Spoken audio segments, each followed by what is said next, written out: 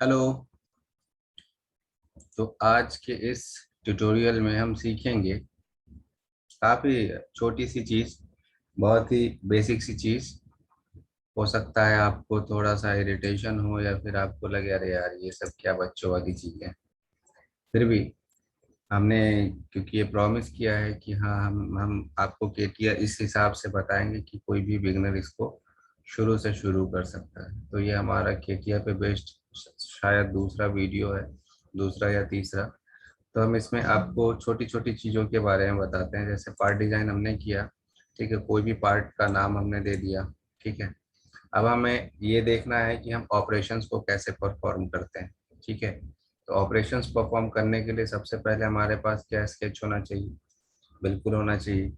और ऑपरेशन को क्या हम 3D मॉडल जनरेट होने के बाद कर सकते हैं या पहले कर सकते हैं? आप इसको कभी भी कर सकते हैं। ये आपके खुद के इच्छा पे है, खुद के आपके प्रोसेस पे है कि आप चीज़ों को कैसे बनाते हो। हाँ, लेकिन अगर आप किसी चीज़ को असेंबल करते हो या असेंबली में अगर आप ऐड करते हो दो डिफरेंट डिफरेंट बॉडीज को, आप कोशिश करो कि आपका जो भी ऑपरेशनल वर्क हो आप उसको पहले फिनिश कर लो। तो इसमें आपको थोड़ी बहुत सहूलियत होगी। तो हम शुरू करते हैं। यहाँ पे हमने कोई भी प्लेन ले लिया, मेरा फेवरेट वाई जेड है, हमने वाई जेड को ले लिया। आपका एक्स वाई बन जाए, किसी का जेड एक्स बन जाए, ठीक है। तो यहाँ से हमने चूज किया एक रेक्टेंगल को, और उसके डायमेंशन को हमने यहाँ पे अ, कुछ भी एक जो याद रहे फिगर 150 दे दिया इसको, ठीक है। अब इसको कंस्ट्रेन कर देते हैं, what ever the distance doesn't matter, बस इसको कर देते हैं, ठीक है।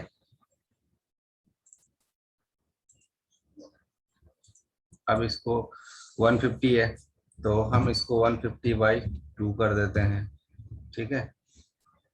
अ,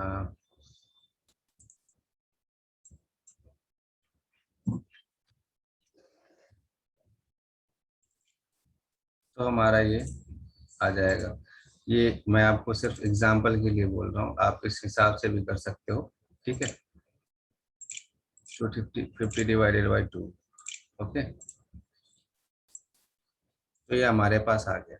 अब हम देख सकते हैं कि हमारा जो भी स्ट्रक्चर है, एक स्केच है हमारे पास रेक्टेंगल का जो अनफिनिश्ड है, जिसके एजेस शार्प हैं, और जो जिसके एजेस, चारों एजेस शार्प हैं, ठीक है। तो अब इसका हम क्या कर सकते हैं? तो एक एग्जांपल करते हैं ना, ऐसा करते हैं कि दो एजेस को हम स्केच में कर लेते हैं और दो ऐसे स्केचेस एजेस को हम अ, करते हैं 3D मॉडल बनने के बाद। ये ऑपरेशंस होता क्या है बेसिकली? ये ऑपरेशन जो है अ, वो बाद में बताता हूँ। पहले हम चूज कैसे करते हैं। हमारे पास यहाँ पे ऑपरेशन टूल होता है। यहाँ पे अगर आप देखेंगे तो सबसे पहला ऑप्शन है कॉर्नर। तो हमने कॉर्नर को चूज किया, और कॉर्नर को चूज करने के साथ साथ हमने जो भी एजेस को हमें उसके एज के शार्पनेस को खत्म करना है, ठीक है। तो हमने उन दो एजेस को चूज किया, और एक ये आएगा पॉपअप, आप उसको पढ़ लें, ठीक है। अब इस रेडियस को हमें कम करना है। 15 है, मैंने यहाँ पे 5 ले लिया, ठीक है। अब ये बेसिकली हमारा जो भी प्रोसेस है, ये एज वगैरह का फिलेट वगैरह चैम्परिंग वगैरह, ये फैब्रिकेशन का प्रोसेस है। मैन्युफैक्चरिंग में हमारा फैब्रिकेशन एक पार्ट होता है जिसमें हम चीज़ों के फिनिशिंग का ध्यान रखते हैं। फैब्रिकेशन में पेंटिंग के पहले चीज़ों को फैब्रिकेशन में हम उसके प्रोसेसेस को फॉलो करते हैं। यहाँ पे हम आप देख सकते हैं कि ये 14, तो 14 को हमने इक्वल ले लेना है 5। तो हमने, क्योंकि आपको बताया कि दो एज को हम आप ऐसे ही कर लेते हैं, ये समझाने के लिए आपको कि हम हमारा जो ये एज है, एज के जो भी फिनिशिंग के ऑपरेशंस होते हैं इसको हम किसी भी स्टेज में कंप्लीट कर सकते हैं, ठीक है। तो अभी हमने स्केच में दो एजेस को लिया। अब इसको 3D सेक्शन में ले जाने के लिए हमारे पास यहाँ एग्जिट वर्क बेंच होता है, उसे हमने क्लिक किया।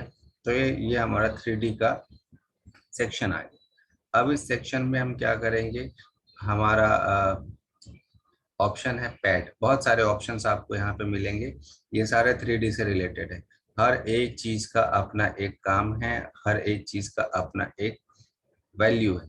आप आपको हर एक चीज इसमें काम आएगा।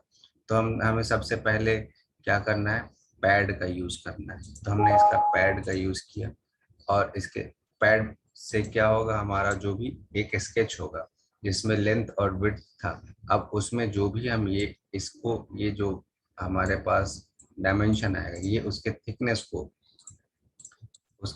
को बनाएगा। अब आप देख सकते हैं कि यहाँ पे दो लिमिट है, एक लिमिट 1 एक लिमिट 2। अगर हम इस लिमिट पे क्लिक करेंगे तो उसका डायरेक्शन चेंज हो जाएगा। ठीक, फिर इस तरफ करेंगे तो हमारा ये डायरेक्शन चेंज हो जाएगा। हम वैल्यू को यहाँ से भी पुट ऑन कर सकते हैं, या फिर हम लिमिट 1 से यहाँ जा सकते हैं, लिमिट 2 से यहाँ जा सकते हैं, एनीथिंग, कुछ भी कर सकते हैं। तो क्योंकि हमारे पास एक डायमेंशन है तो हमने इसको 10 ले लिया। ठीक है,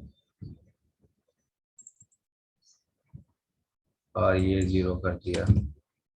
ओके, वही मैं सोचूं 10 mm इतना मोटा कैसा हो गया। ठीक है, तो अब आप देख सकते हैं कि हमने दो एज के ऑपरेशन को स्केच में किया था। तो आप देख सकते हैं यहाँ पे ये इसका शार्पनेस नहीं है, बट आप इस एज को देख सकते हैं, इसमें शार्पनेस है और इसमें शार्पनेस नहीं है, और इसमें शार्पनेस है। तो हम इस शार्पनेस को इस 3D वर्क बेंच में भी इसे हम इजीली, काफ़ी आसानी से इसको इस ऑपरेशन को परफॉर्म कर सकते हैं। इसके लिए आप देख सकते हैं यहाँ पे हमारे पास ये टूल है। ठीक है, इसको 3D में ये ड्राफ्टिंग टूल के नाम से जाना जाता है।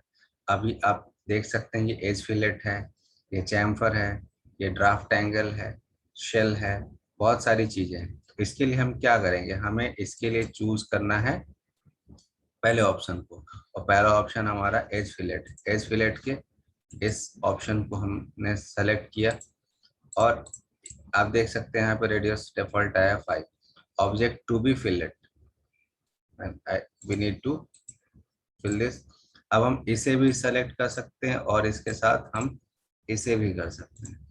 एक साथ हमारा ये दोनों कॉर्नर है वो 5 mm के साथ ये एज फिलेट हो गया। अब आप देख सकते हैं ये भी 5 और ये।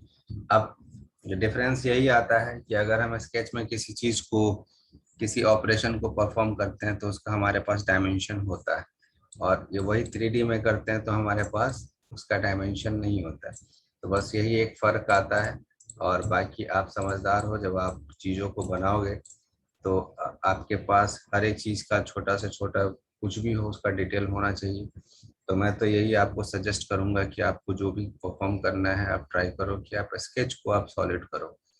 ठीक है, तो ये रहा हमारा एक टाइल्स हमने बनाया जिसका डायमेंशन 250 बाई 150 बाई 10 है, और जिसका एज फिलेट 5 mm का है।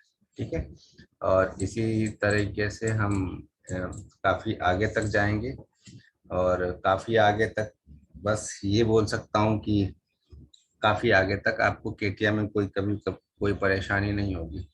तो इसके साथ इस वीडियो को अभी मैं ख़त्म करता हूँ, और कोशिश करता हूँ कि मैं जल्दी से जल्दी एक सीरीज़ लाऊं जिसमें मैं आपको सब चीज़ों को काफ़ी आसानी से और कम वक्त में उपलब्ध करा सकूं। Thank you very much. Thank you.